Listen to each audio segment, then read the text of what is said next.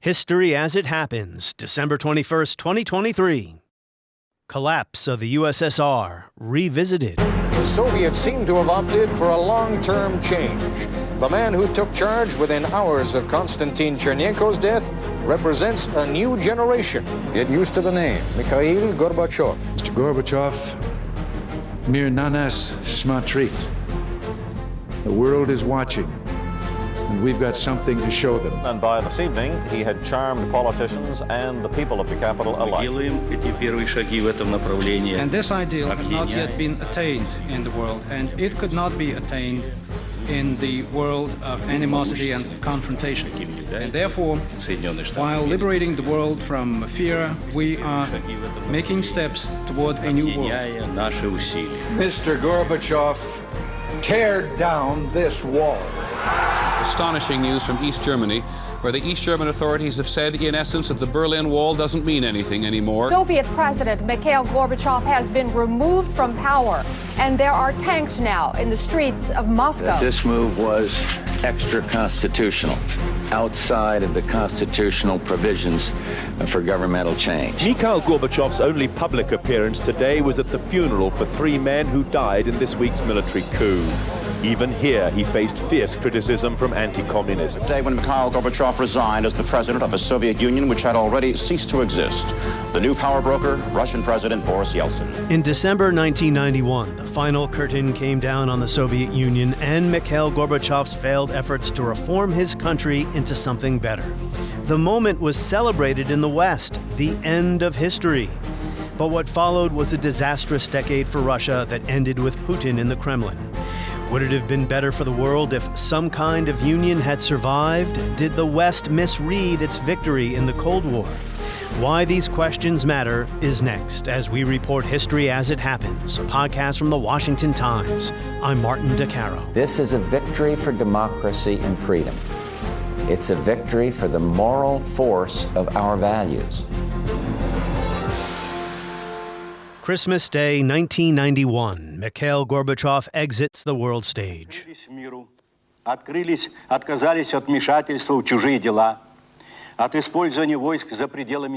As a result of the creation of the Commonwealth of Independent States, he said, I cease my activities in the post of the USSR president. A party that has ruled this country for 7 decades, that promoted worldwide communism and controlled almost every aspect of life in this country, has been given the death sentence by its own boss. The man whose rise to power had been greeted with cautious optimism in Washington, whose reforms led to a brief flowering of academic and artistic freedom, a free press, elections, ended with a disintegration of his nation-state. But communism was gone and Soviet domination of Eastern Europe was over. Said Gorbachev, we are open to the world. We are no longer interfering in other countries' affairs. At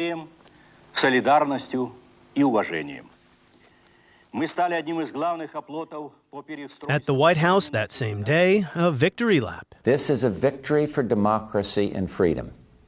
It's a victory for the moral force of our values. Every American can take pride in this victory, from the millions of men and women who've served our country in uniform to millions of Americans who supported their country in a strong defense under 9 presidents. New, independent nations have emerged out of the wreckage of the Soviet Empire.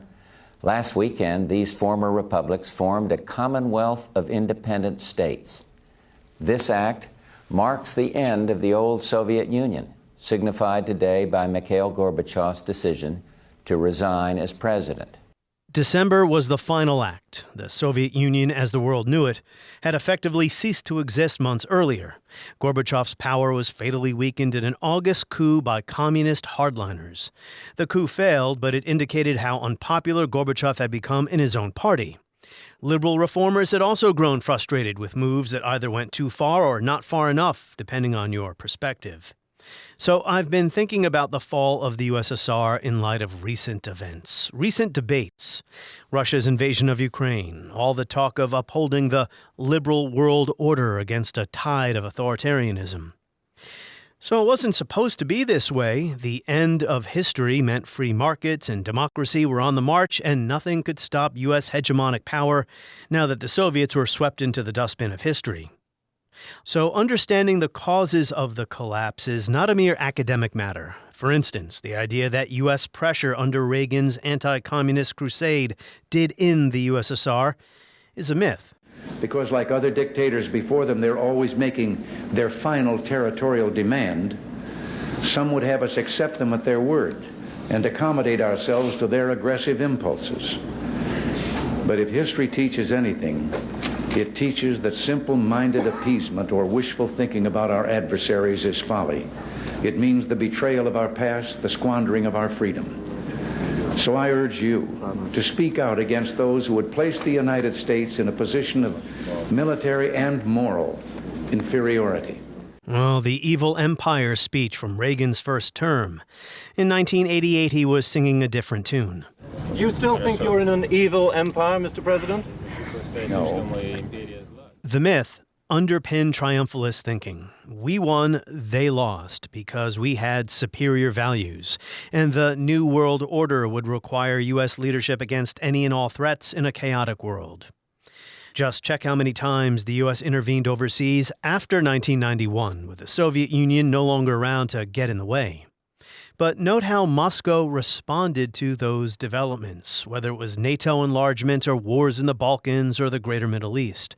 Russian decline was humiliating and painful, but it proved to be temporary.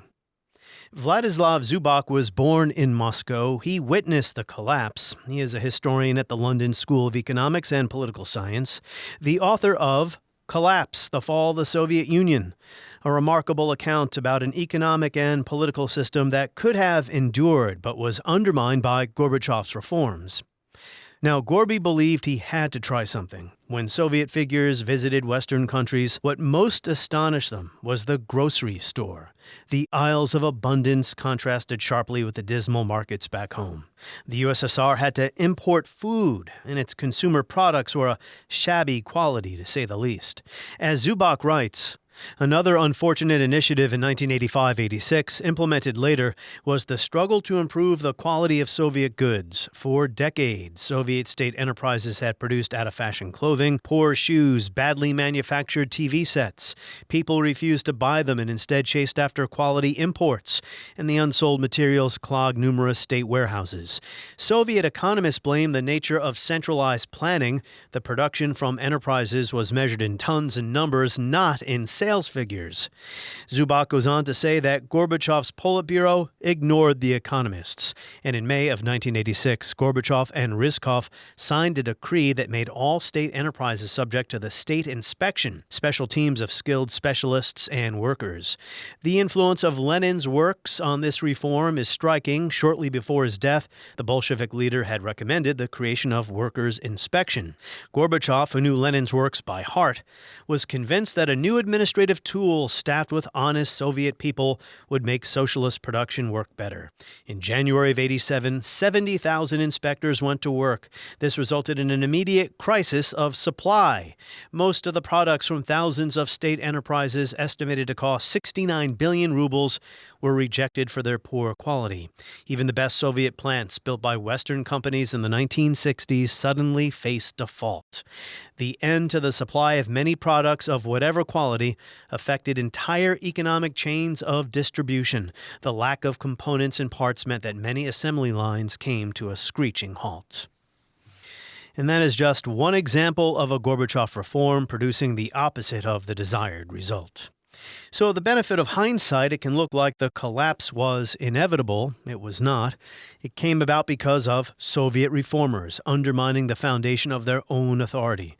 And even as events outran the reformers later on and the winds of change blew across Eastern Europe, Gorbachev chose not to turn the screws of repression. Vladimir Putin, who fancies himself a student of history, took notice. Vlad Zubok, welcome back to the podcast. Good to be back. Well, Vlad, I mentioned to you earlier this week that I'm a wannabe intellectual masochist, because why would I be thinking about the collapse of the Soviet Union again? We got Christmas coming up. So first, Merry Christmas in advance, whether you celebrate or not. No, we do. We do. We do celebrate twice, actually. We have Russian Christmas 13 days later, and we have everybody else's Christmas. So Merry Christmas. That's nice. Well, I'm an atheist, but I still celebrate Christmas anyway. That's right? a nice thing to celebrate. Yes. But December 25th, 1991, I was 16 years old, and I probably didn't notice what was going on in the world. Eastern Europe is free. The Soviet Union itself is no more. But I have been reflecting on this because the end of the Soviet Union is probably the most important geopolitical event of my lifetime. I was born in 1975, and it's not history. As you know from being on the show several times, I'm not doing dry history lessons here.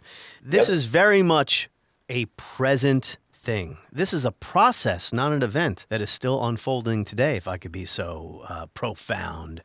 One of my first episodes about the Soviet Union was in the first year I did the podcast. I did a reconsideration of the 30th anniversary of the collapse of the USSR. But recent events have had me thinking about this again because Russia invades Ukraine. We're talking about the unraveling of the liberal world order, the supposed waning of U.S. hegemony, and the realization that the 1990s were far too optimistic about the march of democracy and market economies. This may be the longest intro to a question I've ever done, Vlad. So, we're still living with the consequences of the collapse of the USSR. I mean, what are your general thoughts about what I'm talking about here? Well, to begin with, that looked like a nice Christmas present to American people. It looked so for George Bush Sr., who was moved to tears. He actually celebrated Christmas in Camp David when Gorbachev called him and said, George, this is my last call as the president of the Soviet Union. I'm going to resign. I'm going to abdicate, and all that. And Bush was so moved, and he began to reflect on so many things and how blessed we are. The word blessed he used repeatedly. We Americans, we're so blessed. And what did he think about? Above all, I think the people of his generation thought of sudden disappearance of that huge country that threatened America. And that was the only country that could obliterate the United States, and not only the United States, the whole world, but the United States in particular. So a sudden peaceful disappearance of this country, represented by this resignation of Gorbachev on Christmas Day, that was not just a coincidence for Bush. That was almost like providence of sorts. But of course, history went on, and that euphoria, that sense of we're blessed, gave way to other things, such as this is not the end of history, and Russia that emerged from the corpse, sort of emerged from the carcass, I would say, of the Soviet Union as by far the largest republic out of the 15 republics that constituted the Union. Russia at first showed some promise of democratization and certainly made some strides towards market economy. But later on, things began to go wrong. So in a sense, the more history moved on, the more that sort of approach to Soviet collapse that Bush take and that many Americans take, a huge relief. By the way, it's still a common approach to the Soviet collapse when people, literally some Western diplomats leaned on to me and said, but wasn't the best possible thing that happened, really? I said, well, at the time it looked like that. But, we, in retrospect, we have the resurgent Russia, we have the Ukrainian-Russian conflict, and all this can be really deduced and deriving from the sudden collapse of the Soviet Union. The Soviet Union was, in its rhetoric, if you will, anti-imperialist, but it was an empire. And, to see an empire collapse, that just doesn't happen every single day. And it's usually a pretty messy process. And that process, as I mentioned, is still playing out today. Russia's had or fought several wars of aggression, if you will, even before Ukraine. I've called them the wars of Soviet succession. And instead of looking at December 25th, 1991, although the Soviet Union had pretty much ceased to exist even before that date, but instead of looking at that date as an endpoint Or if we do look at that date as an endpoint, we miss the continuities.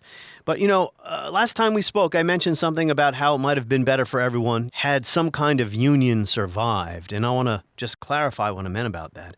I don't mean a command economy, dictatorial, authoritarian system, one-party rule, but a proto-democratic union with authority devolved to the republics.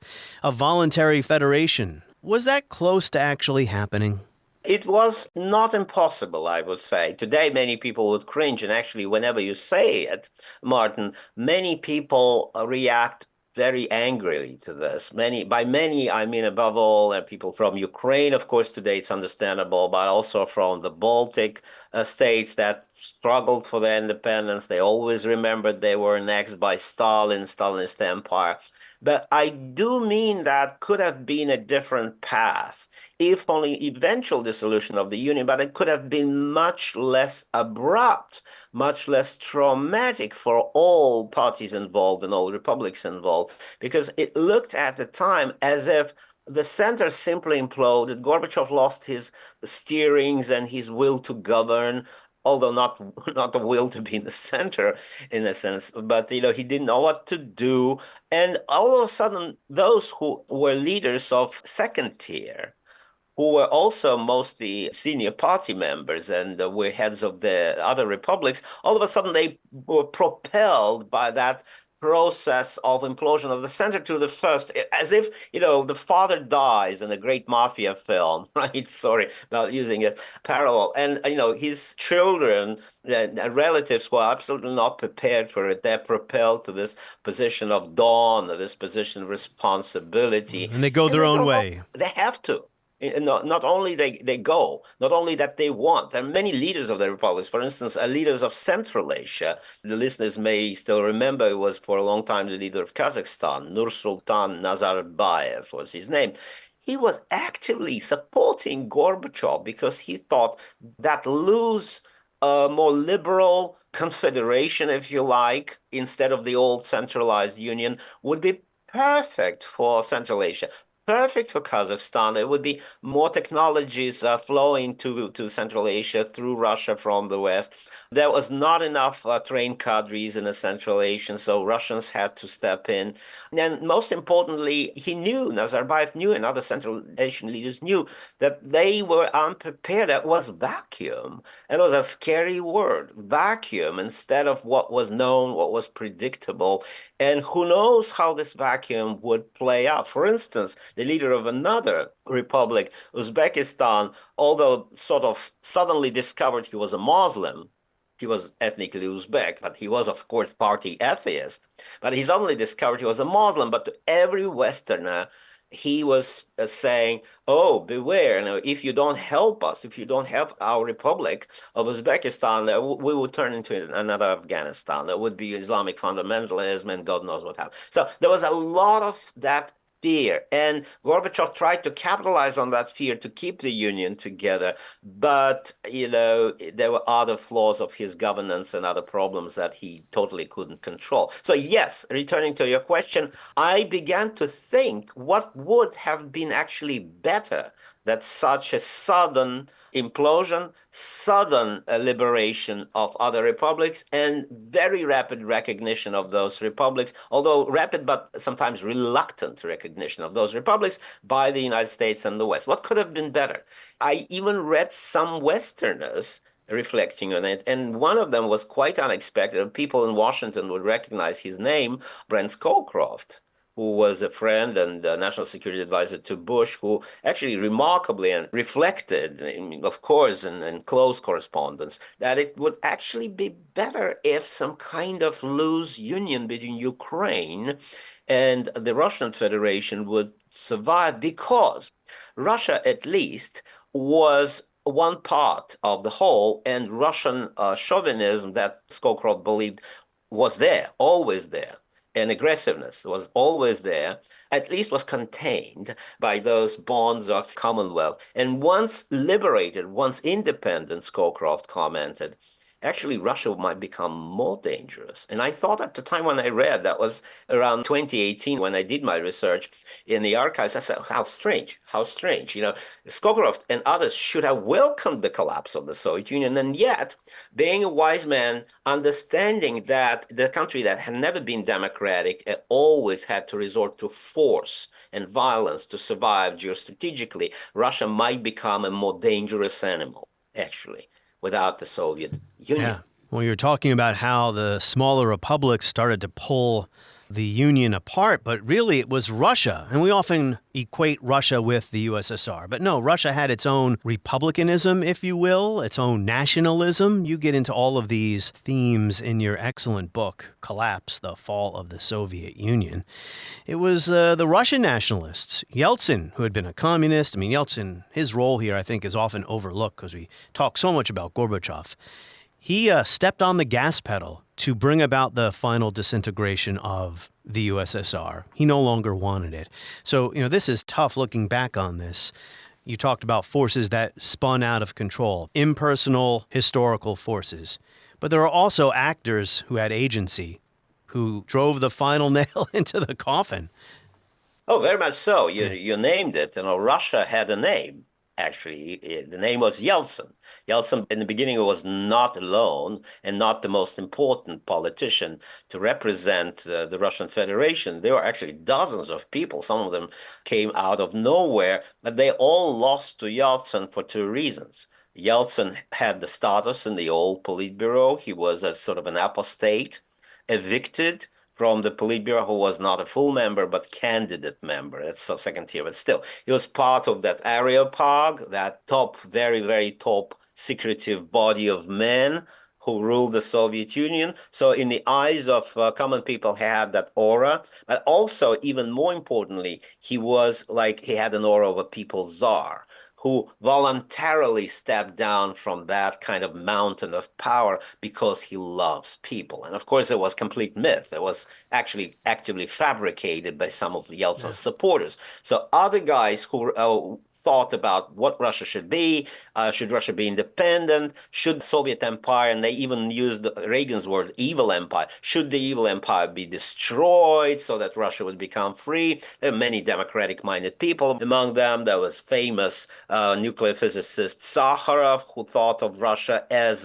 too big, actually, to be a democracy. Plenty of people inside Russia, not Yeltsin, but plenty of people, more liberal-minded people inside Russia, knew Russian history.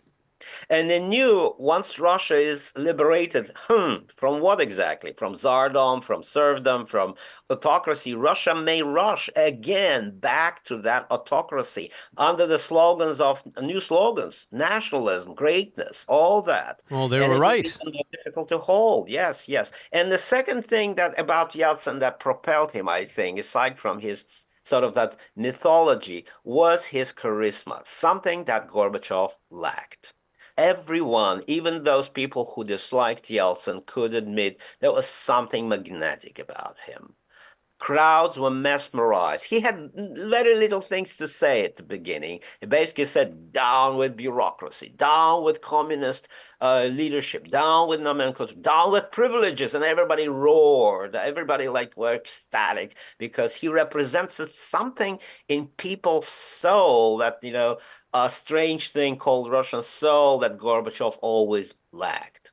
Sorry to interrupt there, Vlad, but I was going to say there was an idea to maybe break up the Russian Republic into smaller units. Yeah, but, Sakharov's constitution. Yes. Sakharov's constitution. Sakharov wrote the constitution at the end of 1989. He sent it to Gorbachev. Gorbachev, nobody knows whether he looked at it. He probably looked and dismissed it. But the idea was to break Russia into smaller parts, like Moscow in an area, St. Petersburg in an area, Volga and so on and so forth, so that those parts would not dominate other republics and the smaller republics such as Ukraine. That was an idea. I want to return to 91 because I mentioned how I was 16 years old and, I grew up on Reagan and Rambo and all that stuff. And, we all assumed those poor Russian people, they would love to live in freedom. So when the USSR collapses, great, now they can join the free world, so to speak. You were there. You were born in Moscow. You were already a historian at this point. You're in your early 30s watching all of this happen. Did you have mixed feelings about all of this? I mean, on the one hand, great, communism is gone, but were you concerned about other things? Well, I was not 16, but I had my moments. I also loved Rambo, by the way. I didn't like Rocky too much, but Rambo I loved. It was one of the most popular video cassettes going about the Soviet Union, by the way. But I think what Gorbachev gave all of us in Moscow, and all of us, I mean, people who were educated, people who had blessing and privilege of knowing about history, knowing about literature, not like, let's say 80% of others who, had to work, had to stand in lines and buy the food and all that stuff. So we were exhilarated. In 85, 86, 87, that was such a contrast to those dark years just recently. 83, for instance, if anybody remembers, the listeners, when we all only talk about the danger of the nuclear war, when the Korean airliner was shut down and people got killed accidentally by the Soviets, but everybody said the Soviets are crude, the Soviets are cruel, all the Russians are basically like they had always been, aggression is in their genes, and so on and so forth. Is this a practice of other countries in the world? The answer is no.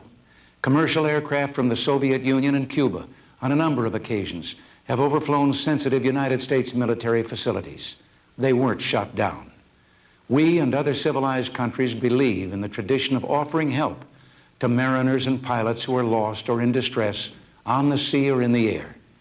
We believe in following procedures to prevent a tragedy, not to provoke one. But despite the savagery of their crime, the universal reaction against it, and the evidence of their complicity, the Soviets still refuse to tell the truth. So in contrast to those years of darkness, all of a sudden the guy comes, Gorbachev, and promises us something indescribable. We didn't even think about freedom at the time. We grew up in a post-totalitarian state, authoritarian state. The party called all the shots, but we began to feel that freedom. So by 1987, you could see it. You could, open any literary journal, any newspaper, and you could see that this newspaper is something that you want to read. It's fascinating. It contains what we call truth, sincerity.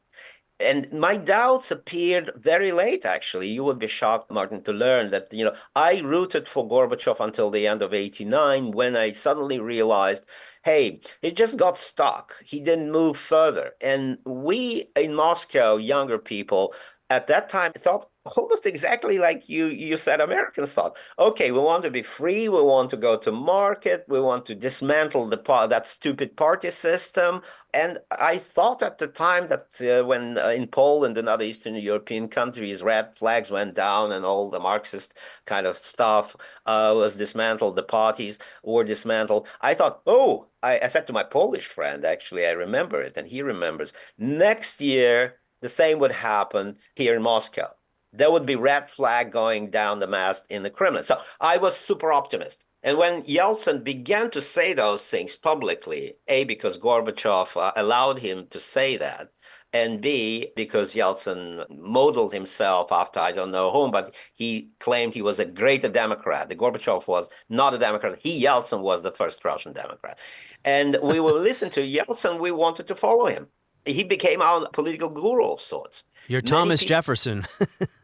Oh, no. Would never say that about him. I'm joking. Well, I mean, he was a Democrat for what, 2 weeks or so? I think maybe a couple of years. Yes, but okay. Well, you know what I'm thinking about, this story of freedom and democracy in Russia? One not so obscure German philosopher had once said, the owl of Minerva, as this Roman goddess of wisdom, the owl of Minerva flies only at night. And it has many meanings. In other words, we humans, we don't know when we passionately believe in something, what will happen around the angle, what will happen at the end of the day. Or only in retrospect, you may say, night may mean also old age and later time. You become wise enough to realize, hey, that was possible. That was utterly impossible. So I think the irony of the history of 1988, 89, 90 was that Gorbachev was the party secretary and everybody called him reform communist who could not be a Democrat. But maybe almost unconsciously, maybe even against his will sometimes, he was paving the way for Russia to become more and more democratic. Because he was tolerant, he wanted parliament to be the top body of the land. He loved parliamentarism and so on and so forth. Yeah, He undermined his own authority in the process, but go ahead. And exactly. And by doing it, he undermined his own authority because in a sense that was not a conscious act. He was acting sort of by instinct, right? And Yeltsin, who openly to everyone said, I'm a Democrat, American democracy, we want to be like America. He traveled to America in September 89, sort of like, the previous leaders, Nikita Khrushchev had done in 59. And he returned an absolutely enthusiastic pro-American Democrat. But when he said it and what he did, there were two different things. And you can see that what he did was paving the way not to democracy, not to liberal democracy. He paved the way to something that later on Putin used, a super presidential new state that built democracy in the name of the people, but contrary to many people's wishes. Gorbachev was tolerant. He tolerated diversity. Yeltsin cracked down on the parliament. That happened in 1993. The tanks fired on the building, killed a fired on the building. So the irony of history is infinite. This is why the Owl of Minerva. I always learn something interesting about the ancient past from you when you're on the Owl of Minerva, when you're on the show. Well, when you're living through something like that, no one, not even the wisest man in the world, can possibly grasp all the dimensions of what's going on and all the potential consequences. We're dealing with the collapse of an empire, a huge country with nuclear weapons, and with the history of the Soviet Union. So Gorbachev, you brought him up, I brought him up. We'll talk a little bit about where he went wrong, because so many issues here I want to get to. You bring up so many great points, Vlad, but this podcast will wind up being longer than the Soviet Union's existence. No, let's cut it shorter. It was about 70 years, right? 1922 to 1991, about 69 years, I guess. And also remember what brought down Gorbachev, including others of his sins, that was his long-windedness. Oh. So he couldn't just shut up. Boy, he loved theory. He loved ideas, probably more than most politicians I've ever read about. Oh, and there was a flowering, as you mentioned, right near the end. Cultural, intellectual, journalistic, artistic freedom. So I think that is one of Gorbachev's main achievements, even though it all came down in failure at the end. But anyway, you say here on page 42, Gorbachev's radical reforms of 87 and 88 originated from the failures of previous reforms. Yet Gorbachev made a historic miscalculation. At the end of 1988, he moved to dismantle the party apparatus as the only tool that could possibly keep reforms in the entire country under control. His diagnosis was incorrect. The party bureaucracy, which he identified as the main obstacle to modernization and revitalization of the Soviet socialist project, preferred conservative and gradual reform, yet remained a tool in the hands of the top leadership. The misguided decentralization, together with other errors, threw a monkey wrench into the economy and finances. Moreover, socialist democracy, in quotes, just as Andropov had warned, was a highly dangerous enterprise. Gorbachevian perestroika, the way it was conceived, could not succeed. It exposed the Soviet Union instead to the demons of economic chaos, political populism, nationalism, and more. Well, it's a hell of a paragraph there, Vlad. Yeah. I'm sorry, Mark. Yeah. Yeah. No, it raises the question as to whether this system could have been reformed. Gorbachev was a Leninist. He wanted to have a better kind of socialism and a more open society. But what did you mean by that paragraph? What I meant is that Gorbachev was a fluke, and he didn't quite know what he was doing, actually. He implemented some of the dreams, I would say, some of the ideas that his generation of educated Russians thought would rescue socialism. But those ideas had been utterly dangerous and impractical. And what was Gorbachev's generation? Remember, You don't remember, obviously, but, if we go back to history, there was a generation that saw Stalin being overthrown and criticized publicly by Nikita Khrushchev in 56. That was the rebellious generation of Gorbachev. But at the same time, highly optimistic generation, highly idealistic generation. But much of that generation, as they grew up, as you rightly mentioned, you grow up, you get educated, you rethink your ideas. By the end of the 70s, realized, hey, this probably is impractical. There's no such thing as humane socialism. But Gorbachev continued to believe it, and it began to implement it. Where most people had been around the time that Gorbachev became the leader. I reread some diaries of elite individuals and, the KGB and foreign minister people and, just common people. And I do have memories of my own from living in Moscow in those days. People expected a new, strong leader, authoritarian leader to come and to sort this mess out. This is what people actually expected. If you think people are longing for freedom, I mean people as a majority, of course, not the creative minorities that, wanted, of course, creative freedom, all that. But the majority wanted to have Stalin without terror. Enormous nostalgia for Stalin. People didn't like terror, but they thought of Stalin as a great leader that solved many problems. Modernization, victory in World War II. They preferred to forget awful things that Stalin had done at the same time, which is very human. So Gorbachev comes, and at first, the first impression of Gorbachev among people of elite and just general public, he's a strong leader. He's young, he's energetic, he's strong. This is the leader we expected. And then, step by step, Gorbachev revealed himself to be humane, preferring parliamentarism and talking all the time to actions, and people got hugely disappointed because, Russians had never experienced what freedom was about, what democracy was about. They wanted results. And economy went from bad really to worse, because Gorbachev's idea that his people of his cohort, his economy, younger economists brought to him, that idea was, okay, let's decentralize economy by giving state enterprises all kinds of rights, all kinds of privileges. But, there was a big but. The notion of private property was not permitted. The notion of responsibility that comes with market activities and private property was not introduced. So people suddenly got their chunk of nobody's property, which they called at the time state property. And look what happened to that property. They cannibalized it. The first thing you begin to see, people tear out some precious mechanisms from even precision tools and using them for something else that they could sell on the black market or for profit.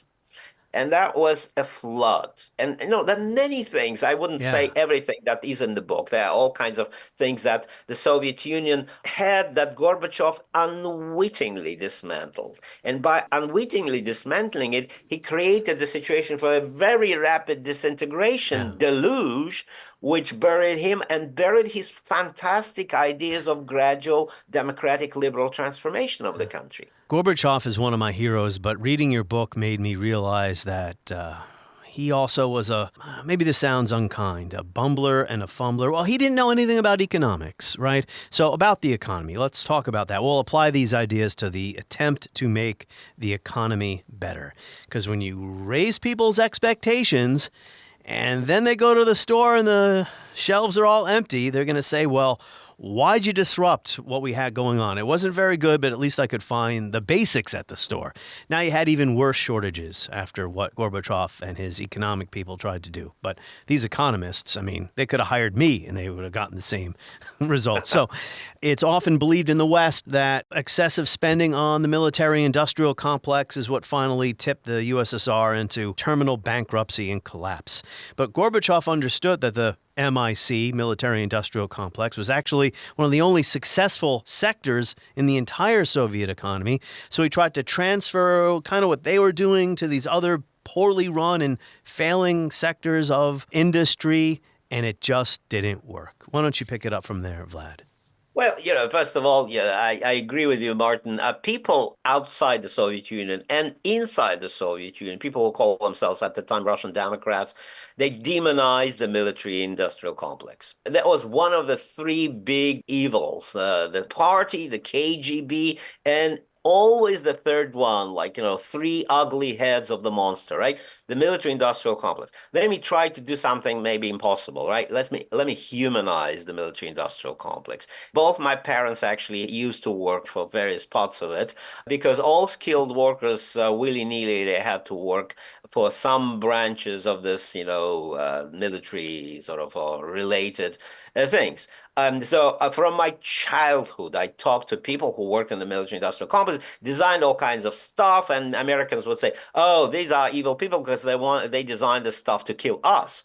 And that is true, but at the same time, remarkable paradox of those people they were all pro-liberal. They were, many of them pro-democratic. Not all, by the way, no, but most of people were very pro-liberalization, and they were the first people to march out in the streets demanding, actually chanting, "Down with the Communist Party and long live freedom." So the paradox was palpable and visible for everyone, particularly outsiders who would come to the Soviet Union, who would tell them, "Listen, what are you marching for?"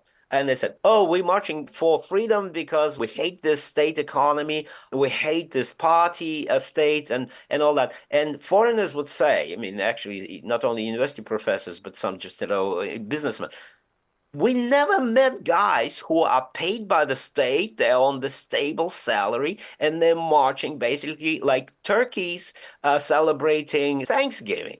And Thanksgiving would be the holiday when all of you would be slaughtered because you would be, denied the state funds, you would no longer have your salaries, and so on and so forth. And the reaction was absolutely stunned silence because people did not understand. I insist, people act in history without realizing what they're doing most of the time. But that is one aspect of humanization of the military-industrial complex. You also write that Gorbachev and his predecessor, Andropov, had lots of expectations about the military industry. And they were right, because we're talking about 10 million most skilled individuals who get about 10% of GNP and contribute not only to the military, not only these missiles, tanks, and so on and so forth, that there are too many of them, because they couldn't stop. It was the nature of the socialist planned process. They just couldn't stop producing missiles and tanks. Nobody could tell them, "Halt, stop." They kept doing it. And that's the same story with American military industries, by the way. Once you shut them down, it's very difficult to revive them later on. As we're seeing actually today, when they all of a sudden say, "Oh, give many millions of shells to Ukraine." How?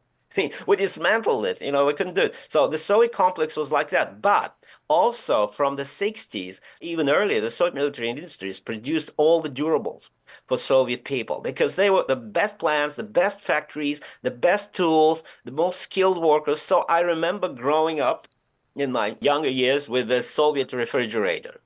It was a perfect copy of American refrigerator, let's say of 1936 probably, or 38, right?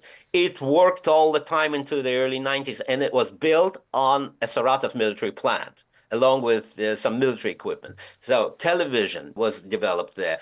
Electronics, civilian electronics was developed there. Again, not up to the standards of the West, not like Japanese VCRs, not like American whatever, but they did it, and they did almost 50% of Soviet consumer goods, from pets and pawns to television and refrigerators and other things. Without those plants and factories, the Soviet people would not have had even those. The economic reforms Gorbachev tried were disastrous. Oh, yes. Yeah, the question is, could they have done this differently? Because there is an opinion out there, you know this as a historian, that there was no way to fix that sclerotic economy, that a command economy is just, you can't reform it. Well, there are two problems. You said it, a sclerotic economy, but people before Gorbachev used to use the word sclerotic a lot when they applied it to the political leadership. I said, those sclerotic men, old men, like Brezhnev and others, they cannot make proper political decisions because they're old, they're afraid of responsibility, they're afraid of making tough decisions. And once you take a decision, you should stick with your decision, right? Any good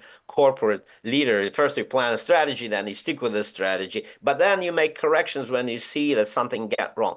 I think, aside from sclerotic economic system, which is, I don't deny, it was awful, absolutely awful. You had a strange phenomenon of lack of political will at the very top. And it's quite understandable when you deal with people like Brezhnev and older people who were over 80s and they hated change and they knew nothing about where to go. But Gorbachev was much younger, and at first he had so much promise for so many millions of people.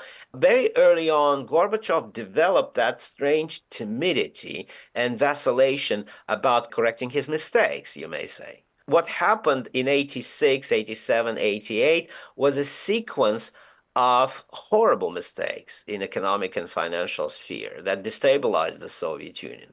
In 88, Gorbachev sort of reached the stage when he said, let's go ahead and don't change anything, because basically his image was striking. I wrote about this image in the book. We like Livingstone. We like those who break through the heart of Africa to, I don't know where. We need to go through the jungles and there will be clearing on the other side.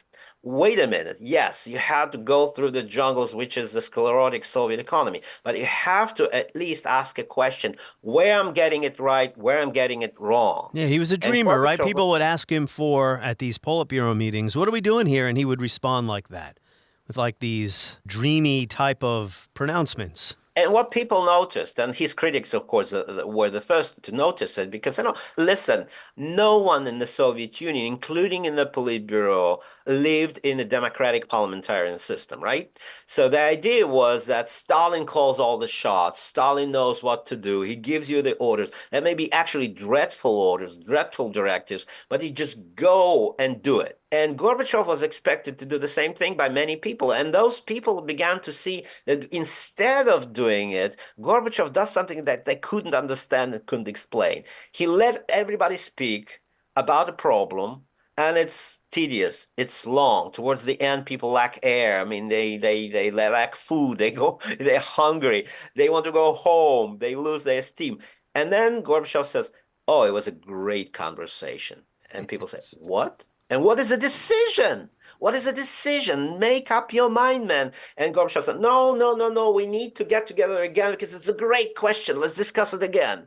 Let's involve other people. So he always involved more people to discuss. And of course, those who think that democracy is about discussion, they think he was a natural democratizer, even without knowing it. But in terms of decision-making, he was a terrible, terrible politician. Something opposite to Truman, I would say.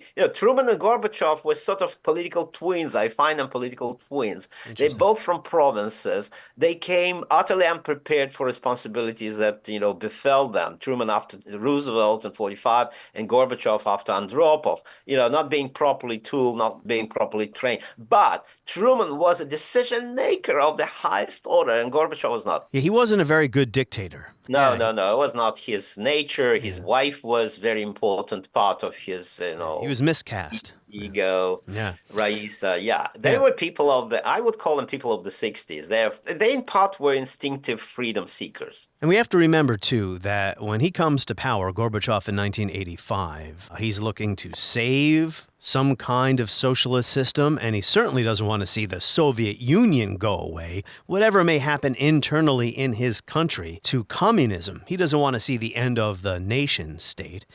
And also we have to remember that they can't see that coming either. So when it comes to the economic reforms, they did not fix the economy, they made it worse. The political reforms, they served to undermine the sources of the Communist Party's authority. And then, that's the beginning of the end. You're not going to have a communist system anymore.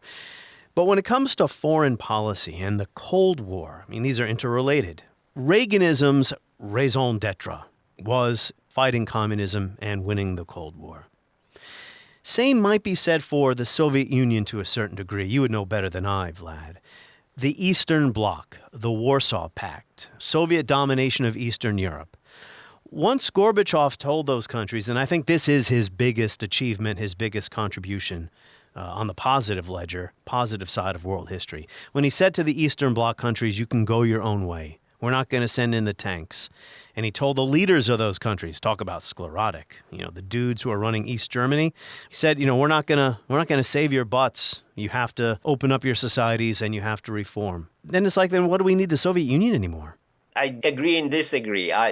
I agree with you, Martin, that was probably the only and hugely successful part of his whole design. If we may talk about any design, right? I need people speak about grand strategy. I don't think he had any grand strategy, but the idea of perestroika was successful, hugely successful in letting Eastern Europe go, and by doing it, ending the Cold War. Because one thing on people's mind, again, to be reminded, just before Gorbachev stepped in to replace those sclerotic Kremlin elders, was that there are two ways to reform and modernize Russia. The constituent part of the Soviet Union was always Russian. Two ways. One is to have sort of a totalitarian, authoritarian dictatorship, terror and all that, modernization and militarization. And that's a trap, because it sort of, makes Russia an ogre, a worldwide evil, too many enemies, you have a war. Okay, permanent war, permanent encirclement by enemies and so on and so forth. Okay, Stalin did it, right? And another way, when you do it by reaching to Europe, by reaching to the West, by inviting Europeans, and by Europeans now in the 20th century, we mean also Americans, and above all, those Westerners to come and help us to modernize. That can be also authoritarian, but it's Peter the Great for you. It's opening the doors, not closing the doors, turning swords into plowshares, if you like. And Gorbachev, I think, picked that idea. It was not his idea, really. He picked that idea. It was in the air already before he became the leader, but he used this idea as a sort of an alternative to something that he totally abhorred and totally resented. He abhorred the use of violence, he abused the abuse of power, he abhorred Stalinism, because I remember back to his cohort, Stalin was denounced when they were all young. Okay, so what do? You go and try to end the Cold War by reaching out to the West. What stands between the West and the Soviet Union? Eastern Europe. Okay. It's a bloc, captive countries, and so on and so forth. So it's logical to tell the West, hey, do whatever, and tell Eastern Europeans you're on your own, just as you described. What he wanted, of course, he wanted more time and a little bit more gradual process, and then it became, as always what he did. It became a deluge. It became an avalanche, right? But then, step back, and from today's perspective, you look at this story and you don't understand, how could anybody be so naive and so blind to expect gradual change of that nature? You just poke your finger and the flood starts because the dam is so rotten and so on and so forth. Well, the hardliners certainly saw the possibilities and they were furious with him. You're going to let Poland go. What will this mean for us, right? Because if those people over there don't need to live under Moscow's domination, then our people are going to start asking the same questions. What is this all for? That was my point. I didn't really pose the question very well. I guess I am really being inspired by Gorbachev here, Vlad, that my questions are just going on and on and on and on. And Gorbachev, everybody is surprised, Martin, why Gorbachev was for annexation of Crimea. And very few people actually remember it, because Gorbachev has this aura of being totally nice guy. Gorbachev was not totally nice guy. He was much, much nicer guy than anybody on his group of people. But he was a Soviet patriot. One thing I can say, he wasn't Russian nationalist, because it was in part Ukrainian, in part Russian. Raisa was Ukrainian, Russified Ukrainian, all that. He was internationalist, let's call him that. But he was Soviet patriot. So when he met Reagan, he really was afraid Reagan would nuke the Soviet Union using the SDI as a shield. He was sincerely thinking that, Ronnie would do it. Later they developed good relationship, but every time to think of Gorbachev as that meek and nice guy is totally wrong. But Of course, on top of that party apparatus, that was much more Russian nationalist, much more Russian imperialist, much more Russian chauvinist than we actually admit, because for us, Marxism-Leninism covers everything. Those people in the early 80s no longer believed in Marxism-Leninism, all this stuff. They didn't pour through Lenin to find the ultimate truth about how to change the world. What they wanted was to have great, militarized, strong Russia. And they were open in their diaries and between themselves. So when I was writing my book, I often reminded myself, listen, don't write only about good guys. Write about others who do not look like good guys, but they had their own raison d'etre. They had their own reason. And those people, by the way, included young Putin. Now everyone takes this cheap, shortcut. They describe great changes and then said, there was this one little angry Colonel Putin in Dresden who was so unhappy with those changes. There were millions like Putin. There were millions like him. And, older people like, I don't know, let me give one example, Marshal Akhrameyev, who was the head of the general staff, and he was so unhappy with Gorbachev's course of détente with the West, rapprochement with the West. Particularly, he was unhappy about cutting missiles, Soviet missiles, to achieve that, because the Soviets cut missiles many times more than the United States did. And Akhrameyev, as a person who saw Hitler attacking the Soviet Union in 1941, he just couldn't take it. And people who knew him said he couldn't just basically live like that. And he committed suicide when the conservative coup failed in the Soviet Union. Again, there were many people like Akhrameyev. There were millions like Putin who were younger and thought, we're the great power. This is our identity. This is the only essence of what we're doing. To hell with Marxism. We can live without Marxism, but we must be recognized as the great power by everyone. And what Gorbachev was doing was something else to them. Yeah. It was a betrayal. He gave up his empire. He took the troops out of Eastern Europe. He agreed, as you mentioned, to cutting missiles with Reagan, and that was the golden age of arms, not control, arms reduction. Absolutely. They're actually... They did it almost with enthusiasm. I mean, particularly the Soviets. Imagine, the Soviets who built up those missiles did it with enthusiasm. О нашей готовности участвовать на уровне своей ответственности в строительстве и здании новой цивилизации.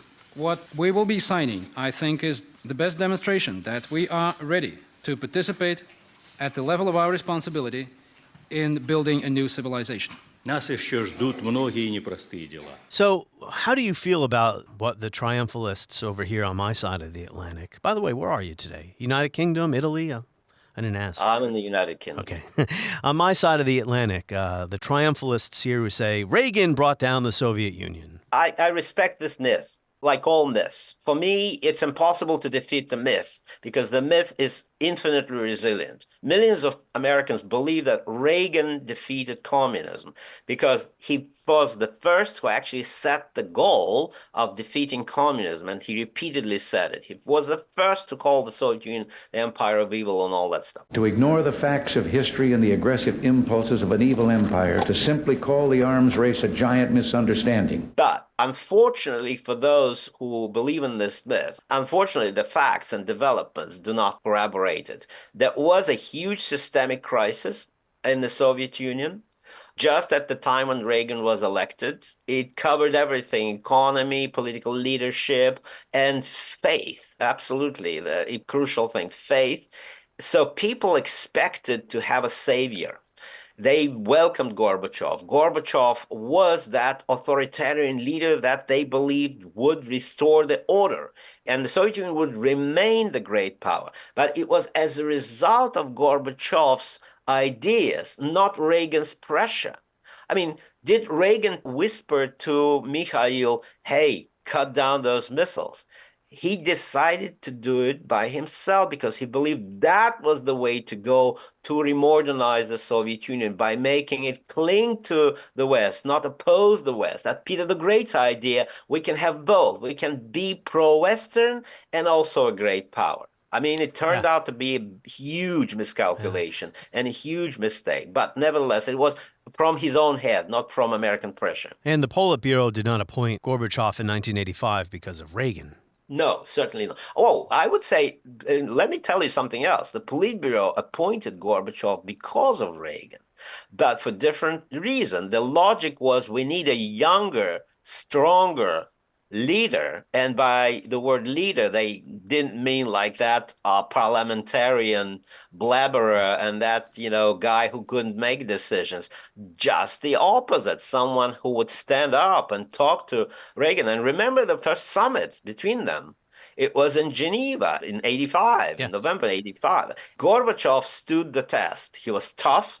He was reasonable. He was not too confrontational. He wasn't aggressive, but he was very tough. And Reagan recognized him as a partner. He was not going to give Reagan all he wanted. He wanted Reagan to dismantle his SDI and later on canceled his demand, but not because he was so afraid of the SDI that he thought that, oh, my goodness, if I don't surrender now, in 10, 20 years, Americans will put their boot against my throat with their SDI program. Not at all. The guy followed completely different logic, and people around him, actually, who were reformers, didn't react to Reagan as a threat. I think they reacted to domestic crisis. So if you ask those guys at the time, what are you afraid of more, like Reagan's pressure or the fact that if you continue with this morass, the Soviet Union would no longer be a great power in 20 years? They would say definitely the latter, not the former. Yeah, because the Soviet Union, as you said, was beset by a number of problems caused in part by dropping oil prices, industries that were so inefficient. The Politburo, had they had any real clear idea of what Gorbachev had in mind, had Gorbachev understood what Gorbachev had in mind, he probably wouldn't have been appointed. And there's also just the issue of contingency. The previous two guys dropped dead pretty quickly. So, Right. Well, but people still do believe that had Andropov, that was, the stronger guy, 83 guy, had Andropov lived longer, the Soviet Union would have still existed. And he groomed Gorbachev, of course, the person who would bury the Soviet Union. That's such is the irony of history. Well, let me address one thing that I think you raised, which is we don't recognize how sudden the collapse began to happen. Because at the beginning, there was this sort of signs that were very, very mixed, deterioration and so on and so forth. But then all of a sudden, people realized, hey, we dismantled the tools to control economy and finances in the name of something that we call democratic socialism, social democracy, whatever, democratic socialism, let's call it this way. But we haven't created anything that we know would replace those mechanisms.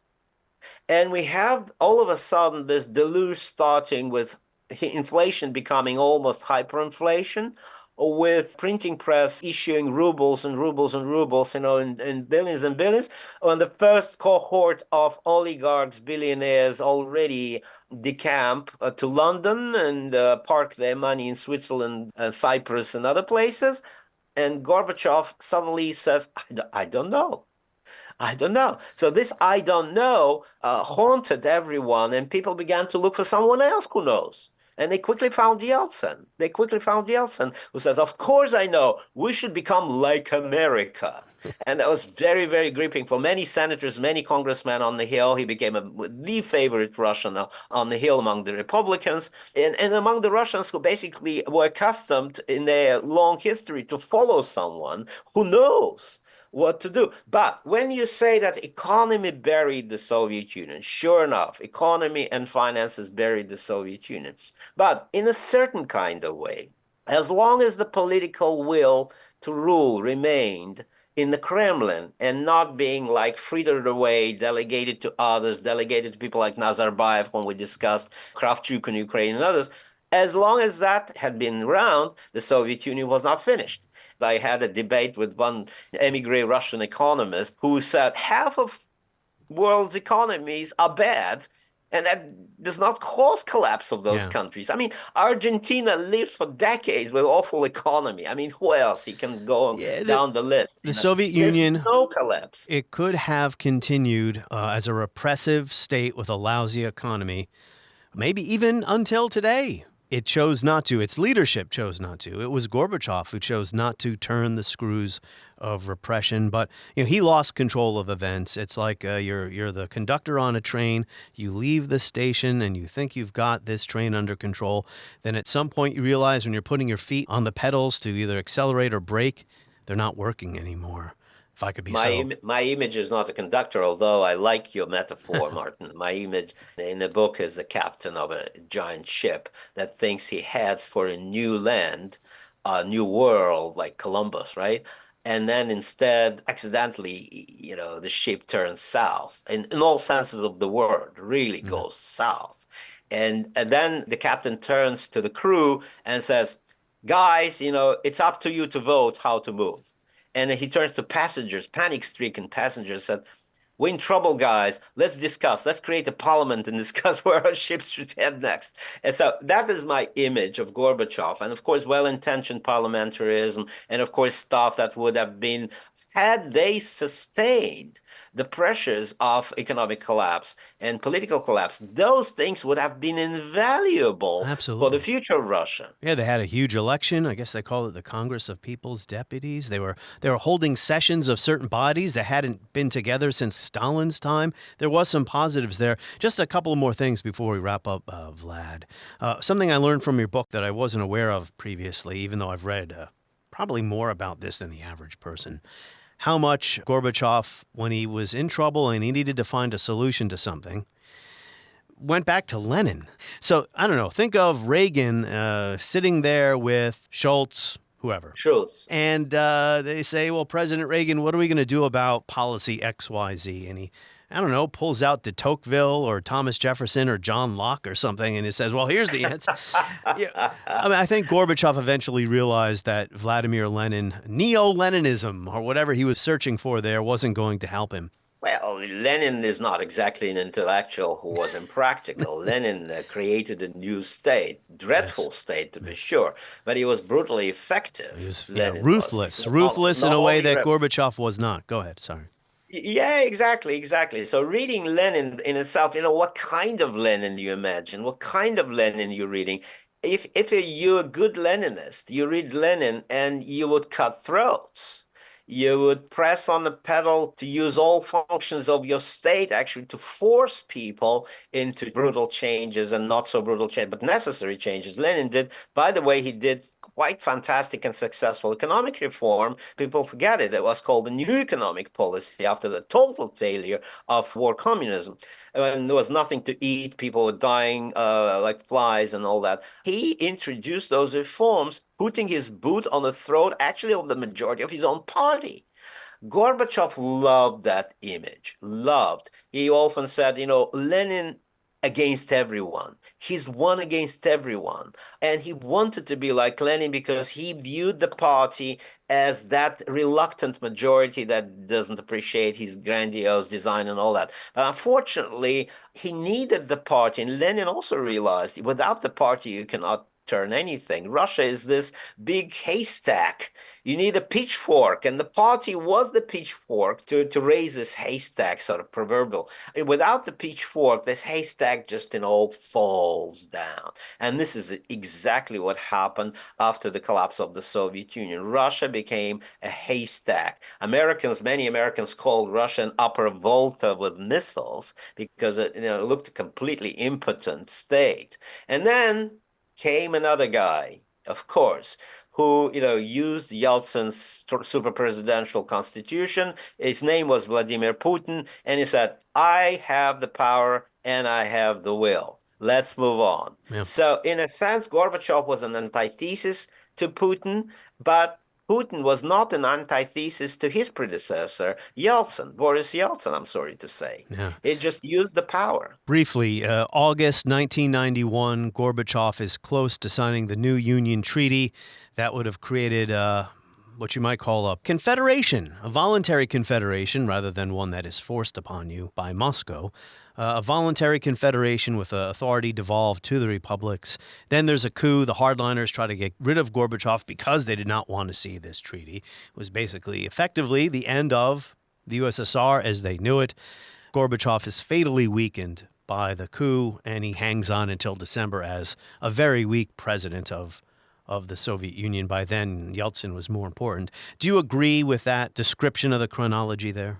Yes, but read the book. Well, I have it right here. And the book gives you an idea of remarkable events that were not predetermined. None of those events were predetermined. Even when you say, hey, the Soviet Union is in its 11th hour and about to, go belly up and everything is decided. Maybe not. Gorbachev had two advisors. One was Lenin, another was his wife, Raisa. And Raisa was hugely important. And Raisa convinced him that, Mikhail, we need to go to take vacation in Crimea before the signing of the treaty. Let me suggest that had Gorbachev said to Raisa, no, I don't need this vacation. 1 more week, we'll get this treaty signed and we'll go ahead.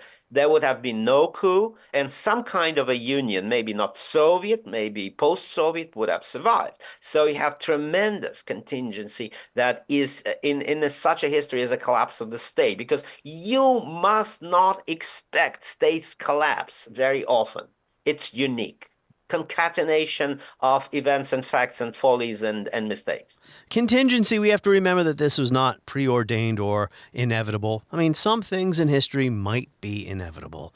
And maybe at some point the collapse became inevitable. We have to understand how it got to that point in such a short period of time, 1985 to 1991. Final question. I think we agree that the most important consequence or enduring legacy of the collapse is the Russian chauvinism we have today with an authoritarian autocratic state. What did the Soviet Union bequeath human civilization? What positive contribution did it make human thought or art or science or technological innovation? I mean, what do we have to show for this monstrosity of a state? Well, it's a tough question. When I grew up, as a young boy, I thought listening to Tchaikovsky and Prokofiev, Shostakovich, seeing ballet, reading great books. I thought, ooh, what a great civilization I'm part of. Except later on, of course, I realized it's pre-Soviet. Yeah, that's Russian, not Soviet, right? Yeah. It's Russian, not Soviet. And reading even great Soviet authors, I didn't realize at the time as a young man, half of them and most of them had been oppressed brutally by the regime, and they existed as intellectuals and writers despite the regime, not because of socialism, not because of the Soviet Union. So, yeah, definitely it was the brutal empire. In many ways, one can agree with Reagan.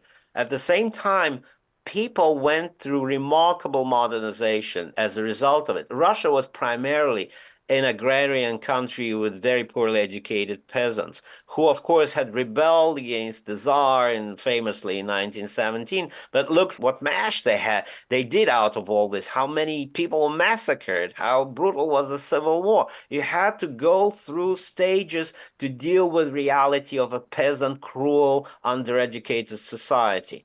I wouldn't reduce everything to Stalin's brutality and KVD and gulags, although it was very much part of the picture. I think the Soviet Union was that awful, I would say unnecessary, unfortunate stage for modernization of that part of the world. And that modernization much of that was mismatched, much of that was misguided. But towards the end of it, the question comes, and I have infinite times I battled with my best friends over this question. Because of all those awful things that the Soviet Union indeed didn't contribute or contributed to the world, mostly awful things, was it the wise thing to dismantle it? Was it the wise thing to smash it to pieces so that freedom would rule and new republics and new Russia would emerge on top of it? Part of me applauds this, but sort of the owl of Minerva that I mentioned tells me that, hey, you have to be careful when you dismantle, particularly such an empire. You have to be extremely careful and go very slow, because even what that empire preserved willy-nilly, art, culture, and some degree, let's face it, of humanism, post-Stalin humanism that, created such individuals as Gorbachev, that humanism is now being buried under the rubble of the Soviet Union in Russia, and not only in Russia. Well, I did overlook something. The Soviet Union is primarily responsible for defeating the Wehrmacht. Oh, thank you for remembering it. I almost forgot. But of course, I forgot it because Putin keeps reminding all of us about it. So instinctively, I tend to forget it. But that's probably the greatest contribution to more humane world. I would agree. What wasn't good was to dominate Eastern Europe after World War II for half a century. But we've already been over that. Well, to your point, Svetlana Alexievich, in her wonderful book, Secondhand Time, interviews citizens of what is today Russia, former Soviet subjects. I was surprised when reading her book to see people saying that they actually miss the old days. Sure, they were poor, but there was some degree of stability in life or predictability, not the chaos of the 1990s. And this is what all the best liberal-minded intellectuals in Russia failed to realize, or maybe they realized, but they encountered this iceberg under the surface where people resisted all these tales about Stalin's atrocities, the gulags. And by the way, not because they were insensitive to that. In most of Russian families and Ukrainian and other families, they lost their relatives. Terror was quite even across all the stratas of the society. But they missed something probably that you can call a clarity, the idea of a fantastic sense of belonging to larger historical forces, being in the vanguard of those forces as they were told, because ultimately people are at their weakest and most vulnerable when they are offered that idea of meaning of life, the purpose of life, and not individual, not creative purpose of life, write great books, do poems and opera, but collective idea of purpose of life that buries individuality. And Russians, I think, allowed themselves to be crushed by that. But even Dostoevsky, you mentioned I always pull you into ancient times, but Dostoevsky in some of his great novels, when he tried to understand the reasons for Russian unevenness and paradoxical nature, he described for us some Russian characters that, as he put it, were crushed by a great idea. Literally, I love this expression. They were crushed by a great idea. So maybe it's dangerous to pay too much attention to grandiose ideas and ideologies, and better think about improving your garden. Let's put it this way. On the next episode of History as It Happens, actually our next 2 episodes, Year in Review. In the meantime, go to historyasithappens.com and sign up for my newsletter. New episodes every Tuesday and Thursday. Newsletter every Friday. This is a podcast from the Washington Times.